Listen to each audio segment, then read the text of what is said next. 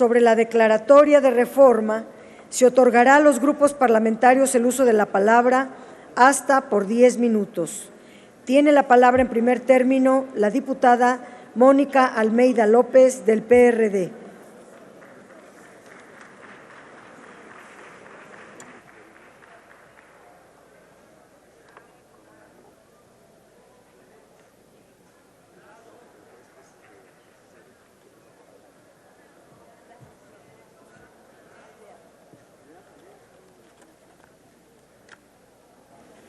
Con su venia, compañeros Adelante, diputados, la declaratoria que hoy nos ocupa es de gran trascendencia. Lo dijimos en la primera ocasión que la discutimos y lo repetimos posteriormente. En el grupo parlamentario del PRD nos encontramos convencidos de que esta es una reforma que no solo ayudará a recaudar más y mejor los impuestos, sino que contribuye a una distribución menos desigual de la carga contributiva y favorece la disminución de la brecha entre ricos y pobres.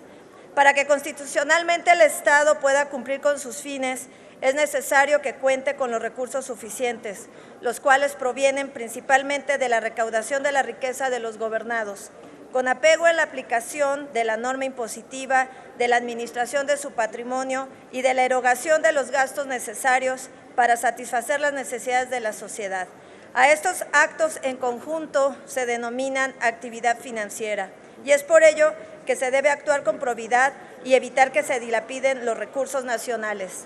La prohibición general de otorgar condonaciones establecida de manera constitucional constituye una nueva etapa para regular las excepciones en las leyes secundarias, ya que ahora se rompe el principio de generalidad de los impuestos que forman parte de la justicia que exige el artículo 31, fracción cuarta de la Constitución. Es por ello que la Suprema Corte de Justicia de la Nación también se ha pronunciado para regular los efectos esenciales, estableciendo con detalle los requisitos necesarios para su procedencia, mismos que a partir de este momento quedarán sin efecto alguno. Aunado a lo anterior, la autoridad hacendaria, al otorgar la condonación de las deudas fiscales, esta presupone la desaparición real de la capacidad contributiva del gobernado. De ahí la íntima relación que guarda con el principio de proporcionalidad tributaria y, por ende, también con dar un trato equitativo para evitar en la medida de lo posible su uso indiscriminado o injustificado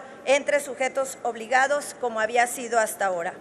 Si bien la facultad de condonar impuestos no se encontraba explícitamente concedida a través de las leyes de ingresos, se atribuía a las autoridades fiscales por las mayorías parlamentarias, ahora el texto constitucional en su artículo 28 lo prohibirá de manera clara y contundente. Debemos ser claros, el grupo parlamentario del PRD concuerda con esta reforma no por constituir una bandera de propaganda política del presidente, sino porque estas condonaciones han representado una sangría extraordinaria para las finanzas públicas de nuestro país y por ello su posición y su prohibición ha sido bandera histórica de nuestro partido. Debemos señalar que la condonación de impuestos es el perdón de una deuda fiscal precisamente por no pagar impuestos, es decir, la Constitución de nuestro país nos obliga como ciudadanos a contribuir con las finanzas del Estado. Estas contribuciones deben ser equitativas, es decir, que paguen más los que más ganan, principio que era transgredido cada vez que a los amigos, los clientes o los grandes empresarios recibían un beneficio de esta naturaleza. Los servicios de educación,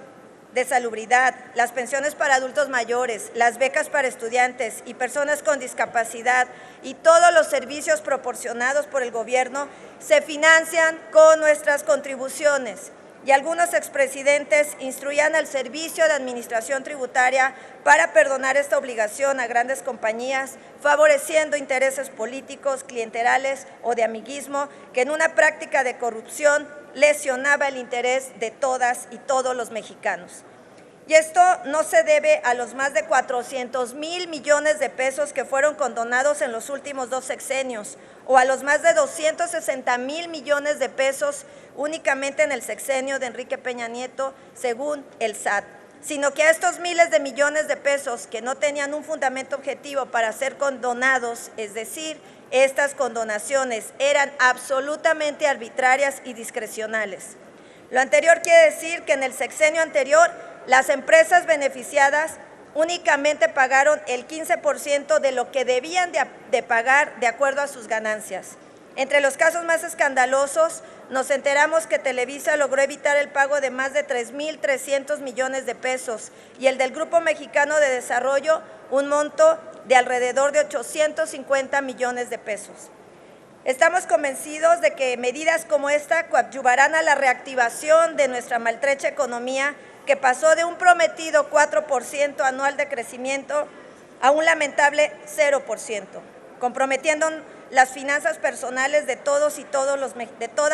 los mexicanos. La condonación o cancelación de créditos fiscales es una práctica recurrente que se lleva a cabo en la sombra de la discrecionalidad y que mantienen afectando a quienes hoy deberían ser los beneficiarios.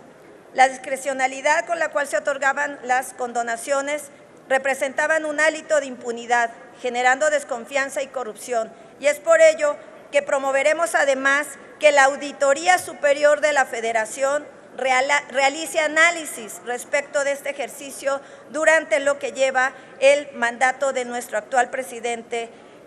del país. Esto con el objeto de garantizar que, tal y como lo prometió, no se realice un uso discrecional de esta facultad, porque las cifras de estas condonaciones no han sido transparentes ni hemos sido informados verazmente de las consecuencias de estos actos. Como lo expresamos anteriormente y lo hemos sostenido innumerables veces, es necesario que este gobierno promueva medidas para garantizar las finanzas sanas y evitemos que se utilicen fondos cuya finalidad ha sido diversa, como es el Fondo de Estabilización de los Ingresos Presupuestarios, y que constituye una medida desesperada de frente a la caída estrepitosa de la recaudación fiscal. Es por ello que hemos propuesto en diversas ocasiones que las figuras que tienen que ver con los contribuyentes no se vean obligados a cumplir con sus obligaciones tributarias, sino que sean reguladas con la finalidad de evitar este lamentable problema de la discreción. Entre otras cosas, hemos propuesto que el procedimiento para su concesión intervengan diversas autoridades, entre ellas la Cámara de Diputados, debido a las facultades que en materia económica tiene esta honorable asamblea. Seguimos insistiendo en la necesidad de examinar que estas concesiones en materia tributaria puedan tener ciertas excepciones, entre ellas los desastres naturales que obligan a una acción urgente por parte del Ejecutivo para responder eficientemente y con prontitud a una circunstancia que pone en riesgo a la sociedad en su conjunto, siempre y cuando se cuente con el sustento técnico, jurídico, económico y social que permitan evaluar y garantizar la viabilidad y el beneficio para los mexicanos. Asimismo, estamos convencidos de que es indispensable la revisión del pacto fiscal para establecer una nueva relación entre las entidades federativas con sus municipios y la federación, de tal forma que tanto los municipios como los estados se encuentren fortalecidos en sus finanzas y cuenten con la capacidad institucional para responder a todas las obligaciones que la Constitución les otorga en beneficio de la ciudadanía. No obstante, es por todo lo anterior que el Grupo Parlamentario del PRD celebra esta declaratoria que contribuirá, sin lugar a dudas, a una mayor transparencia en el ejercicio público y para el desarrollo regional de nuestro país. Es cuanto, muchas gracias. Muchas gracias, diputada.